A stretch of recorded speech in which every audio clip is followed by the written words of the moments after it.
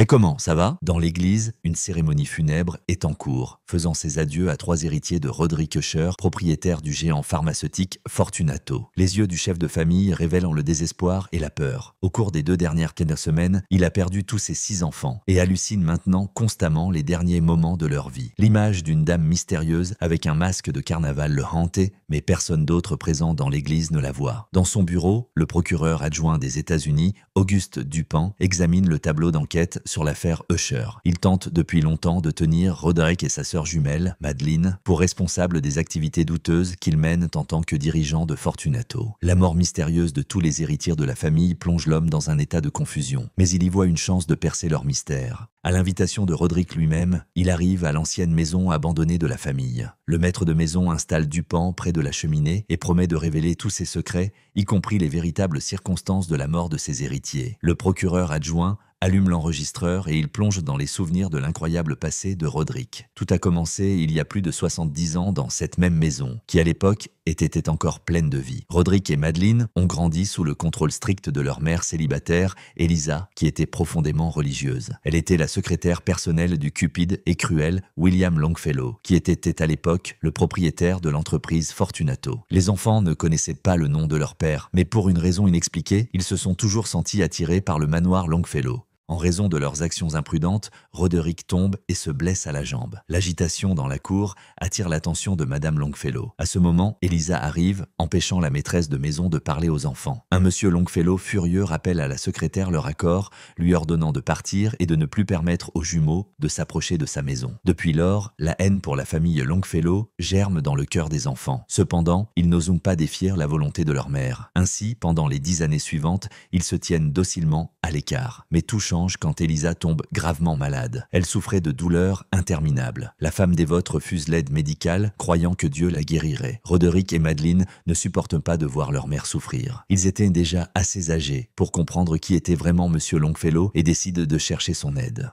Contre leurs espoirs, leur père se montre indifférent au sort d'Eliza et expulse les jumeaux. À l'aube, les frères et sœurs trouvent le corps de leur mère sans signe de vie. Effrayés, les adolescents décident de l'enterrer secrètement dans la cour. Cette nuit-là, une surprise choquante les attend. Eliza, enterrée vivante, émerge du cercueil en bois et fait irruption dans la maison, égratignée et couverte de boue. Elle attaque Roderick, mais s'arrête au dernier moment. Possédée par une force inconnue, elle se dirige vers la maison Longfellow où, dans un dernier effort, elle saisit la gorge du maître de maison. L'homme cesse de respirer et Eliza s'effondre à côté de lui sur le sol. Cette nuit pluvieuse, Roderick et Madeleine perdent leurs 2 parents. Dans le présent, Roderick conclut en révélant que la famille Longfellow a décidé de cacher au public la véritable cause de la mort de William. Ainsi, personne ne devait jamais connaître les héritiers illégitimes du chef de l'entreprise Fortunato. Le procureur, patiemment, demande pourquoi il a besoin de connaître l'histoire d'Eliza, si elle n'est pas pertinente pour l'affaire. Roderick sourit et dit que sa mère est présente dans la pièce et suggère qu'il se retourne, mais il refuse. À ce moment, le téléphone de Roderick reçoit des messages de sa petite fille,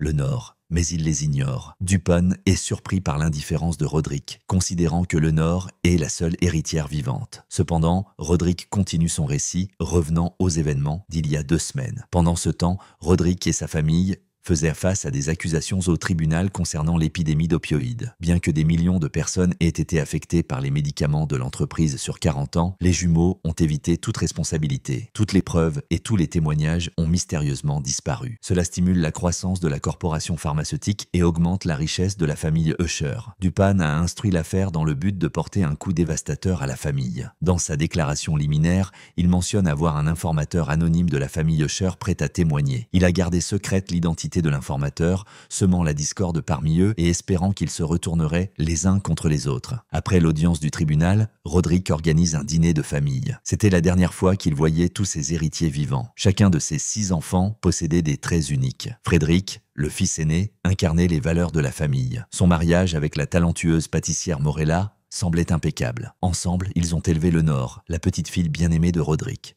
Malgré son manque de flair pour les affaires, Frédéric s'efforçait d'obtenir l'approbation de son père. Tamerlane, la sœur de Frédéric par sa mère, possédait un caractère fort et savait contrôler ses émotions. En prévision de l'ouverture du complexe de santé Goldbug, elle choisit son mari, Bill, un charmant coach de fitness, comme visage de la campagne publicitaire, cherchant le succès par ses propres moyens et pour impressionner son père. Tamerlane ne ménage pas ses efforts dans son travail. Son activité inlassable entraîne des problèmes de sommeil et de libido, affectant de manière significative son état mental. expérimentale. Victorine, l'aînée des enfants illégitimes de Roderick, possédait des talents chirurgicaux exceptionnels et menait des expériences sur des singes avec sa compagne, Ali. Leur objectif était de tester une invention innovante, un treillis cardiaque mécanique conçu pour être une alternative au cœur humain. Toutes leurs expériences se sont soldées par un échec, les cobayes décédant sur la table d'opération. Pour éviter de perdre le financement et d'obtenir l'autorisation pour des essais sur l'homme, Victorine cache les échecs à Roderick. L'excentrique Camille, une autre fille illégitime d'Usher, était responsable des relations publiques chez Fortunato. Elle dissimulait habilement les traces de sa famille et façonnait leur réputation impeccable. Possédant des informations sur tous les secrets de ses frères et sœurs, Camille représentait une menace potentielle pour eux, car elle pouvait utiliser ses connaissances à son avantage. Léo, le fils illégitime le plus âgé, était un développeur de jeux vidéo de renom. Souffrant de toxicomanie, il utilisait activement sa popularité et n'hésitait pas à tromper son petit ami, Julius, pendant son absence. Perry était le plus jeune fils illégitime, qui avait récemment découvert son influent père biologique. Profitant de sa richesse nouvellement découverte, il menait un style de vie luxueux, organisant des fêtes extravagantes avec des substances illicites. Comme le reste de la famille, il cherchait la reconnaissance de Roderick. Avant le début du dîner, il présente son idée d'entreprise à son père et à Madeleine. Une boîte de nuit sans restriction ni normes de décence. Roderick critique l'idée et refuse d'allouer des fonds pour l'établissement. Bien que les enfants d'Usher fussent divers de caractère, ils partageaient des traits d'égocentrisme et un désir d'hériter de la richesse. Il n'aimait pas non plus sa jeune et excentrique épouse, Juno. Dans le passé, Juno a lutté contre la toxicomanie et a survécu à un accident presque mortel. Une dose puissante d'analgésique de Fortunato a aidé à son rétablissement, l'amenant à percevoir Roderick comme son sauveur et à devenir sa maîtresse. Selon les jumeaux Usher,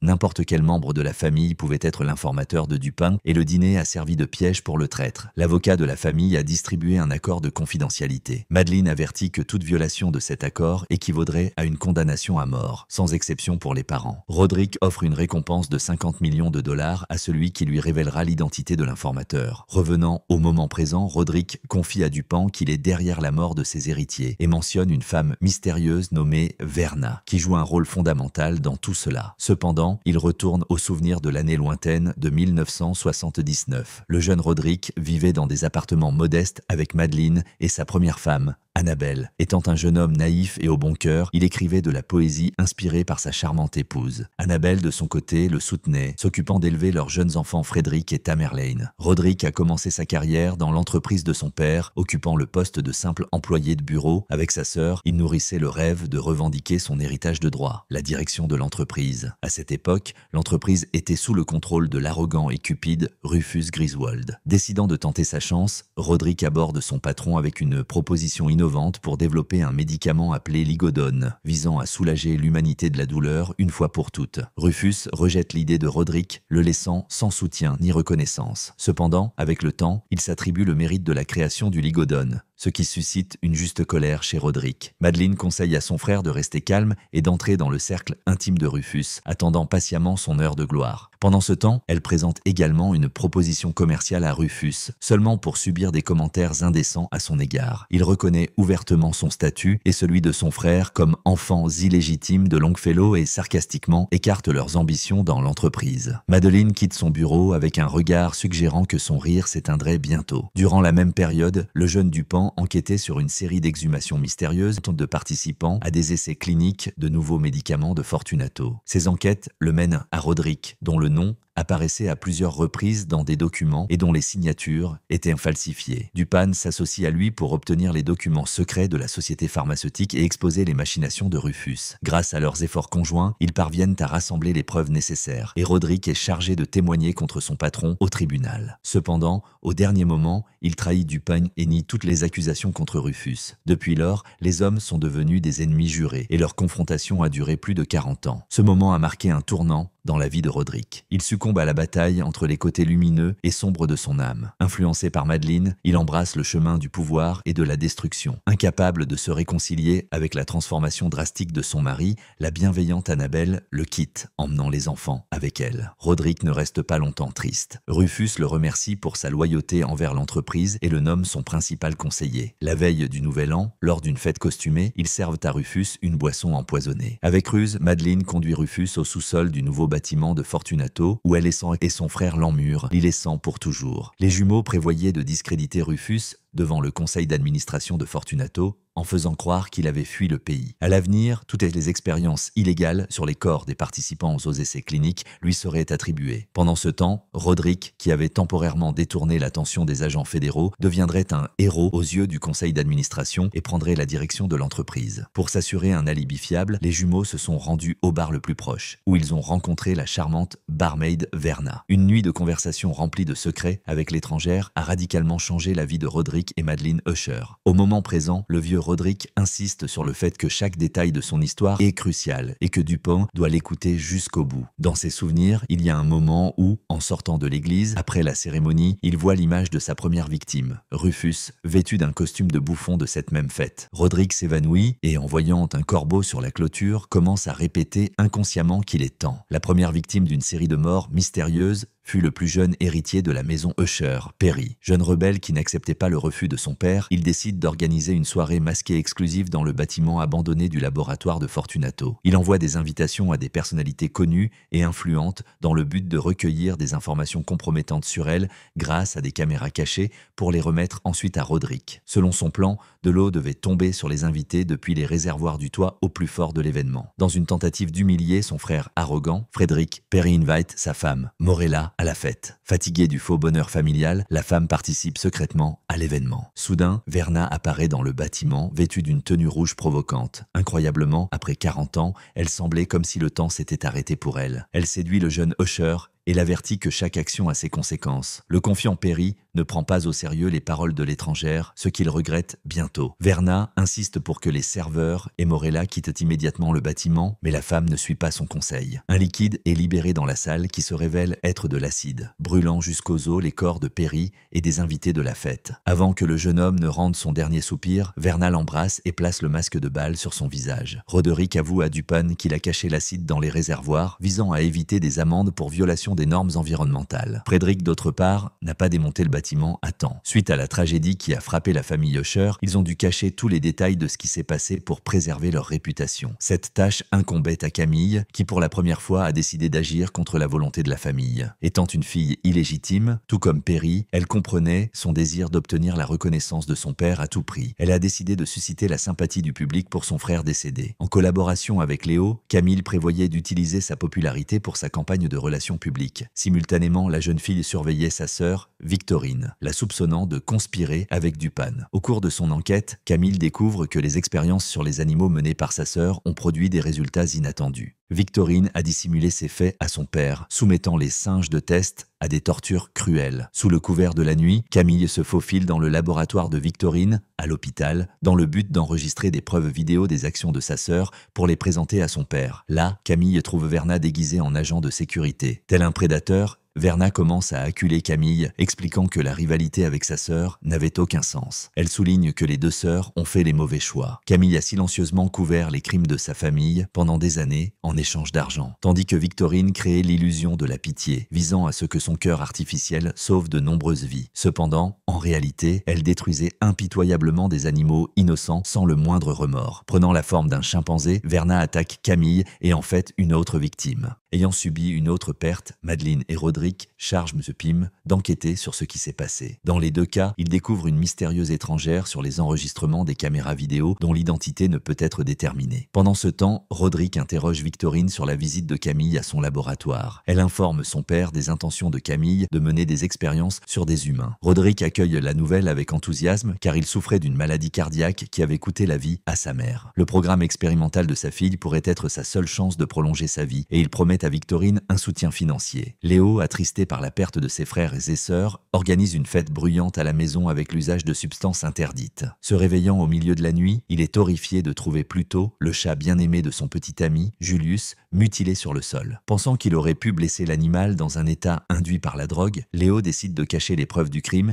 et dit à son partenaire que le chat s'est enfui. Ensuite, cherchant à expier sa culpabilité, Léo visite un refuge pour animaux où il rencontre Verna, qui qui y était bénévole. Son attention est attirée par un chat noir qui ressemblait remarquablement à Pluto. Prenant une photo de Verna et du nouvel animal de compagnie, Léo la compare avec des images du chat bien-aimé de Julius. Étonné par la ressemblance frappante, il prend le chat du refuge. Cependant, le soulagement de Léo d'avoir remplacé Pluto fut de courte durée. Le nouveau chat semblait intentionnellement rendre Léo fou, laissant des restes de petits rongeurs dans ses affaires et sur son lit. Julius, inquiet de l'état mental de son partenaire, craignait que Léo ne soit accro aux substances interdites. Incapable de tolérer les sévices du chat noir, Léo appelle Verna à la maison avec l'intention de lui rendre l'animal. Verna le convainc que Pluto était caché à l'intérieur des murs de la maison, attendant le moment d'attaquer. Quand le chat attaque Léo, il lui crève un œil. Verna subit la même blessure, mais ensuite, elle et le chat se dissolvent dans l'air. Sous l'influence de substances psychotropes, Léo perd complètement la tête. Quand Julius rentre à la maison, il découvre que son partenaire, dans un état de folie, a démoli les murs de leur appartement, essayant de trouver Pluto. Avec une lueur maniaque dans les yeux, Léo regarde l'une des fissures, affirmant y voir le corps de Verna. Il essaie de le montrer à Julius, mais Julius ne voit rien d'autre qu'un mur vide. Apercevant le chat sur la balustrade du balcon, Léo crie et se jette dans sa direction. À côté du corps sans vie de Léo, apparaît le vrai Pluto. Ainsi, Roderick Usher perd son troisième héritier. Cependant, la perte de ses enfants n'était pas le plus grand problème du vieil homme. Sa santé se détériora radicalement, entraînant l'apparition d'hallucinations sinistres. Roderick jugea nécessaire de partager son diagnostic avec sa sœur. Après cela, Madeleine commença à faire pression sur Victorine, l'exhortant à commencer immédiatement les essais cliniques de l'implant cardiaque sur des humains. Heureusement pour elle, Verna, déguisée en femme souffrant d'une maladie cardiaque, se rend à l'hôpital pour obtenir de l'aide. Elle consent à participer aux essais cliniques. Profitant du moment, Victorine falsifie la signature de sa collègue Ali pour obtenir l'autorisation pour la chirurgie. En découvrant la tromperie, Ali est indigné et déclare la rupture de ses relations avec Victorine. Pendant ce temps, les relations entre les enfants restants de Roderick deviennent de plus en plus tendues. Chacun d'eux cherche à prouver sa supériorité et à gagner la faveur de son père. À ce moment, Dupin avoue à Usher qu'il a fabriqué l'histoire de l'informateur pour monter les membres de la famille les uns contre les autres. Au milieu du stress causé par la rupture avec sa bien-aimée et les tentatives d'obtenir l'approbation de son père, Victorine commence à entendre des bruits de tic-tac partout. Roderick décide de rendre visite à sa fille pour partager des nouvelles sur sa santé. Il trouve Victorine dans un état d'hystérie, répétant constamment à propos des bruits. En suivant sa fille dans la chambre, Roderick est horrifié de découvrir le corps sans vie d'Ali avec la cage thoracique ouverte, révélant un implant cardiaque à l'intérieur. Victorine se souvient de la nuit de la dispute avec sa bien-aimée. Avant de partir, Ali avait promis de découvrir les secrets de la famille Usher, même si cela devait lui coûter sa carrière. Dans un accès de colère, Victorine lui lance un lourd support de livre, la blessant à l'arrière de la tête. Effrayée par les conséquences possibles, Victorine ne cherche pas d'aide, mais décide d'implanter un treillis cardiaque expérimental sur Ali. Elle espérait en faire un nouveau cobaye. Pendant tout ce temps, elle croyait que sa bien-aimée était encore en vie. Réalisant que son expérience avait échoué et qu'elle n'avait pas répondu aux attentes de son père, Victorine se poignarde la poitrine avec un couteau. Essayant d'ignorer une autre mort tragique dans la famille, Tamerlane se plonge totalement dans son travail. Elle avait une façon particulière de se détendre, trouvant du plaisir à observer son mari mettre en scène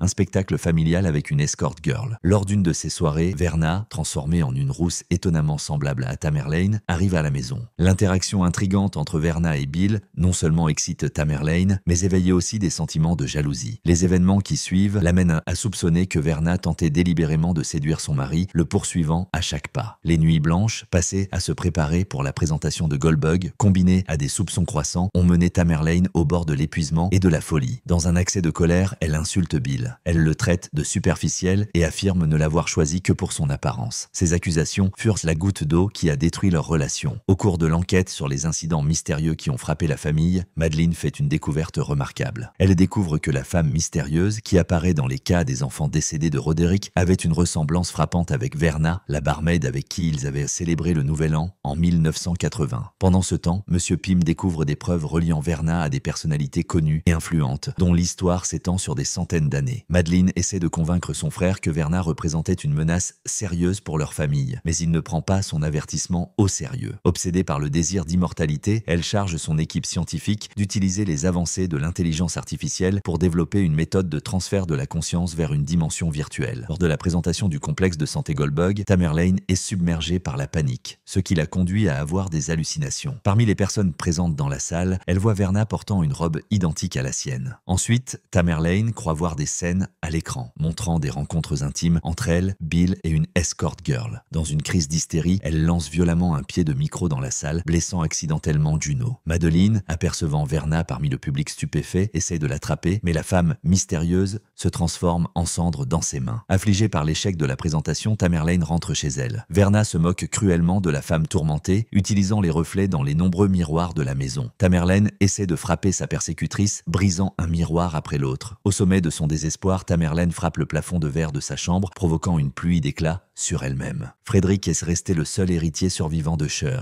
Il a traversé une période difficile après avoir découvert que sa femme bien-aimée, Morella, avait participé à la fête de Péri. Elle a miraculeusement survécu à la catastrophe, mais son corps a été défiguré par des brûlures. En ramenant sa femme à la maison, Frédéric promet à sa fille, Lenore, qu'il trouvera les meilleurs médecins pour restaurer la santé de Morella. Cependant, au milieu des sentiments de trahison et de sa propre dépendance au ligodone, il maltraite cruellement Morella, la soumettant à des violences physiques et psychologiques. Pendant ce temps, Juno aborde Roderick, lui demandant de s'abstenir d'utiliser le ligodone. En réponse, Usher admet que sa décision de se marier n'a pas été motivée par l'amour, mais par la capacité de son corps à absorber la drogue. Avec ironie dans la voix, il prédit que Juno fera face à un sevrage atroce et à de graves effets secondaires sans accès à la drogue, compte tenu de sa dépendance. Profondément déçue par la vraie nature de son mari, Juno décide de le quitter. Lenore était préoccupée par le comportement inhabituel de son père et son refus inflexible de la laisser voir sa mère. Profitant du moment où Frédéric a quitté la maison, elle se faufile dans la chambre de Morella, horrifiée de la trouver dans un état terrible. La jeune fille appelle la police. Frédéric arrive au bâtiment où la tragédie de Péri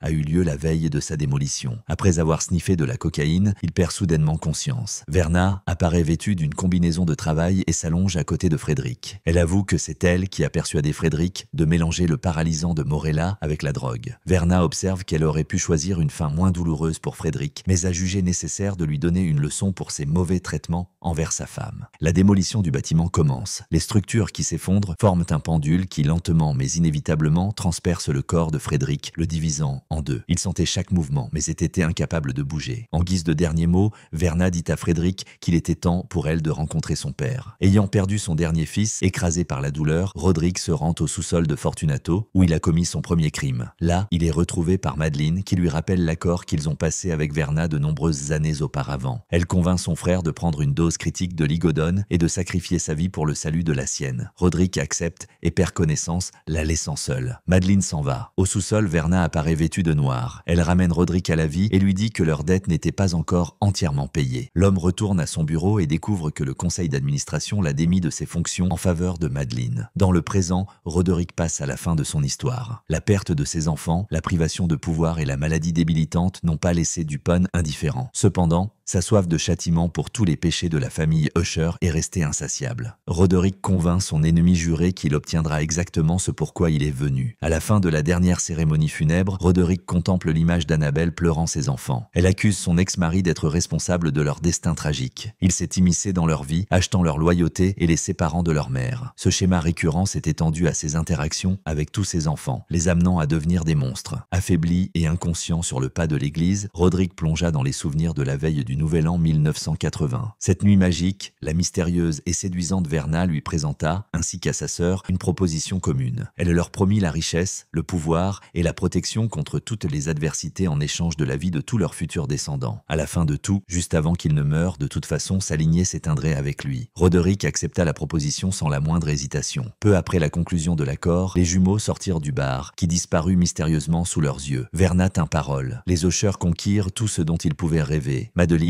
prit les termes de l'accord au sérieux et renonça consciemment à la possibilité d'avoir des enfants. Pendant ce temps, Roderick fit preuve d'imprudence en s'engageant dans des relations amoureuses avec plusieurs femmes. Quand Verna revint, Madeleine fit tout son possible pour trouver une faille afin de contourner les conditions de l'accord. Pour cette raison, elle a forcé son frère à prendre du ligodone, mais a échoué. Verna lui a rappelé que des jumeaux nés le même jour devaient également quitter ce monde ensemble. Madeleine persista et envoya M. Pym pour se débarrasser d'elle. L'avocat ne parvint pas à vaincre la créature mystique, mais accepta sa défaite avec dignité. Verna lui rappela ses transgressions passées et lui offrit un accord promettant l'immunité en échange, mais M. Pym rejeta son offre. Choisissant de mettre fin à sa vie selon ses propres termes, il assuma la responsabilité de tous ses crimes et fut condamné. Verna apparut à Lenore, qui avait décidé de rester chez son grand-père pour s'occuper de lui. Avec regret, elle informa Lenore qu'elle devrait lui lui ôter la vie la plus pure de tous les descendants d'Usher. Avant de réaliser son intention, Verna tente de consoler le Nord, lui assurant que sa mère se rétablirait et créerait une fondation caritative en son nom honneur, sauvant des centaines de vies. La jeune fille quitte ce monde en silence, et son corps sans vie est découvert par Roderick. Dans le présent, les larmes aux yeux, le vieil homme avoue à Dupin que les messages sur son téléphone proviennent d'une intelligence artificielle. Auparavant, Madeline avait recruté le Nord pour créer un chatbot qui est maintenant activé et envoie des messages à Roderick plusieurs heures avant leur rencontre. Réalisant que son temps était écoulé, l'homme est arrivé à Fortunato pour dire adieu à son empire. Les fantômes de ses enfants observaient ses actions. S'approchant de la fenêtre, il fut témoin d'une vision inhabituelle. Des gens tombant du ciel comme de la pluie. Verna, apparaissant derrière lui, expliqua que toutes ces personnes étaient des victimes de la production de Fortunato. Elle ordonna à Roderick de contacter Dupin et d'avouer tous les crimes commis avant son issue fatidique. Usher invita Madeline à la maison ancestrale de la famille pour une dernière conversation, au cours de laquelle il empoisonna sa boisson. Se souvenant du désir de sa sœur d'être préservée pour l'éternité, il embauma son corps à la manière des anciens pharaons et remplaça ses yeux par des saphirs précieux. Dupin, horrifié, se rend compte que les bruits étranges venant du sous-sol appartiennent à Madeline. Elle apparaît vivante, libérée de sa tombe. Aveugle et consumée par la folie, elle commence à étrangler son frère, une réminiscence de leur mère. Le vieil édifice commence à s'effondrer et Dupin réussit à s'échapper dans la rue au dernier moment. La maison Usher s'écroule avec les derniers membres de la famille à l'intérieur. Finalement, Dupin décide de prendre sa retraite, mettant fin à l'affaire sur laquelle il a travaillé pendant de nombreuses années. Juno, devenant l'unique héritière des Usher,